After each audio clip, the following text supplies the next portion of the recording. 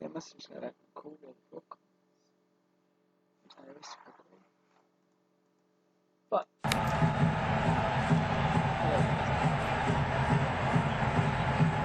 Boy, I haven't seen that in a long, long time.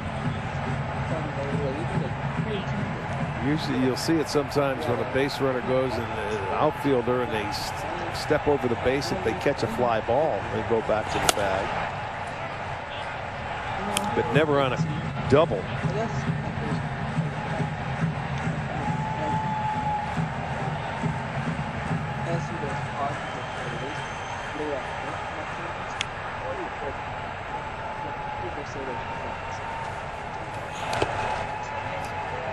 Well, he didn't really want anything to do with I don't blame him. I don't blame him. Rodney Reyes, take a look at our Spectrum mobile replay. That was over 100 miles an hour off the bat, 108 to be exact. And then the next time up, blistered one the other side. That was 109. So this time they said, "Can you blame him?" I'm surprised they didn't just put the 4 fingers up and say, well, they were hoping maybe to get him to chase something out of the zone, but no, sir. He hasn't done that against the Royals this year. Now Kansas City still catching a break on the base running miscue. Could feasibly get out of this mess. But Tyler Naquin is hoping to spoil those thoughts. And foul back. He drove in a run with a sacrifice fly in the 4th.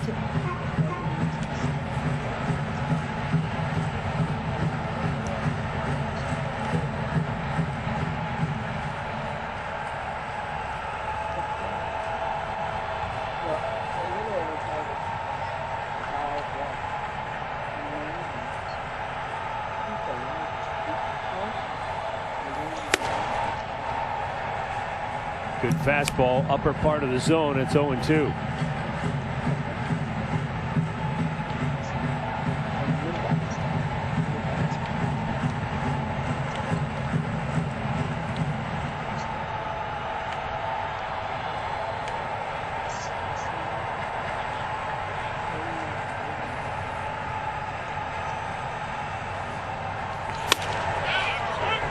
Did not go. 1-2.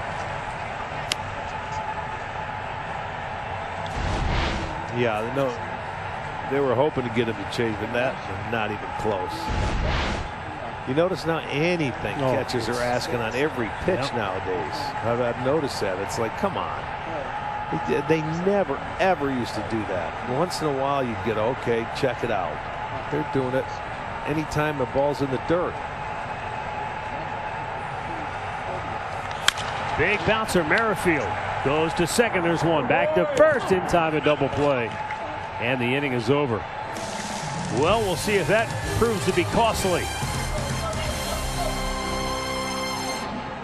New Royal. You have on Sports Town Ohio. And let's see the Royals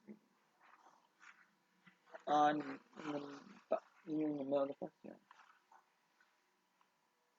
Yes, the Yankees and Blue Jays with their home team broadcast in Buffalo. And the Blue Jays, they're up 3. The Yankees up 3-2 in Buffalo. Live right now. Getting ready to start in a few minutes. It is the Giants and the Diamondbacks. Both have played 40-yard games. The Astros are taking on the Athletics at 9 on NBC on AT&T Sports. At Houston, the Astros and NBC Sports. The Lights broadcast. The Rockies broadcast again on AT&T Sports. Rocky 1, Padres broadcast on FS1 at the National broadcast. So, anyway,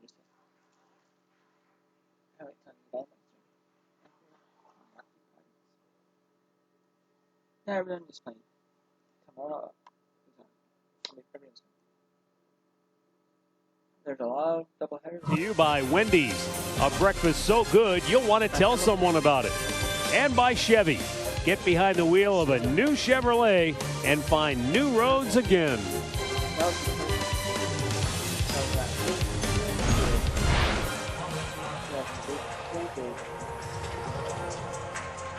All right, we go now to the 7th inning. The Indians are up 3-0. Leading off is Bubba Starling. And a swing and a miss for strike one. Zach Plesac has gone 6 scoreless. He's given up 1 hit in every inning. We're not sure what happened to Jose Ramirez, but he's out of the game. Mike Freeman is taken over at third base. Yeah, it's quickly 0-2 on Starling. Matt, real quick, I know in between going into the bottom of the top of the 6th inning, Sandy Alomar almost took Ramirez out after that because he made the last out and he never got an opportunity to talk to him. So he came out and Ramirez kind of waved him away, and it could be that thumb injury that was bothering him, but he played that last inning and then Sandy got an opportunity to talk to him and now he's out. I'll keep working on whatever it was, but Sandy tried to get him last inning, but he kind of stayed away.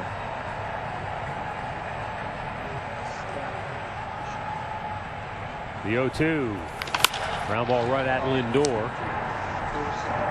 And a throw out Starling one day. Well, it's kind of been a sad week in Major League Baseball. 2 of the game's all-time greats passing away. First we had the passing of Tom Seaver, Tom Terrific of the New York Mets, and then most recently Lou Brock, one of the all-time great stolen base leaders in baseball history. But more than that, I mean, I think that sort of sliced Lou Brock to limit him to just being a great stolen base man. He did everything well. That's why he's in the Hall of Fame. 3,000 hits. He was a great postseason player with the Cardinals. Won a couple of World Series. I don't know how many playoff games. And above and beyond that, a great person too. Lou Brock batted almost 400 in his career in the World Series, and he played, I believe, 21 World Series games.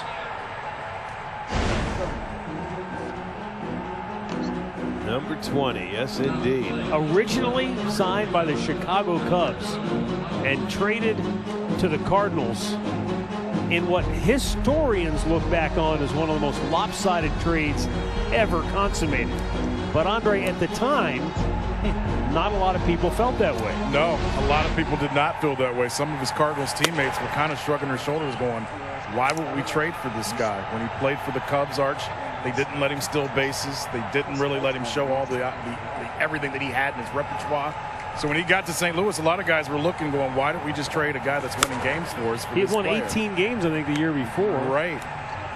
So there was questions about that. And, you know, we talked about Jackie Robinson just a week ago, and obviously we always talk about Larry Doby. And when you look back on why did the Cubs trade him to the St. Louis Cardinals, you always tell me that's one of the best rivalries in baseball, right? Yeah, well, it's a good one, yeah. And well, it was regarded as one of the worst trades in baseball, but because there were season ticket holders and there were people around Chicago that were sending, you know, letters into the ownership saying we don't want that many black players on our team. It was almost like an unwritten code of how many black players they wanted, and even someone went as far as to say we don't want the Kansas City Monarchs. Therefore, they traded him in the offseason, and the story is written of who Lou Brock becomes. And Buck O'Neill was one of their chief scouts who signed him, right? Yes, Buck O'Neill signed him and went to. That ball's rocked. If it's fair, it's way out of here. And she is long gone. Wow. Adalberto Mondesi with his first home run of the year. And why not make it memorable? That's about as long a home run as you'll see to deep right field. It cleared the entire lower deck. And that gets the Royals on the board. It's a 3-1 ball game. And it gives that dugout a little energy after they got out of last inning because of a base running mistake with 2 outs, 1 swing of the bat, and they're on the board. They're only down 2 runs, so there's new life in that dugout. And Arch, that was a pitch he could not hit a week ago. They're all up, fastballs up. He couldn't get to the top of. Well, he didn't miss that one. For the 4th home run allowed by Plesac. But Buck O'Neill, who was a scout for the Chicago Cubs, went to management and said, I don't think you should trade this guy. You may want to trade someone else. They went on and traded him, and we now know the rest of the story. St. Louis is thrilled they did. I didn't see him play, obviously, but Arch, the one thing I was always told is if you liked Ricky Henderson, he was Ricky Henderson, but more. Was that fair to say? Yeah, he was a great player. I mean, if he needed a stolen base, he could do that. Get a big hit at any time. He had, power then. I mean, back then, guys weren't hitting 20 home runs like that. And by all accounts, a base hit up tremendous the middle. human being. Adam Wainwright, when he was just 22 With a years one-out old, single a here in young the 7th. pitcher with the Cardinals, went up to Lou Brock, wanted to Goes into ask that him for an number 3 autograph. spot. Lou Brock said, "No, I want your And, autograph." responds. Because, young man, you're going to be special. Like a number 3 hitter. Yes. Well, he came Wainwright in. was I mean, blown he away. ate for his last 12 in his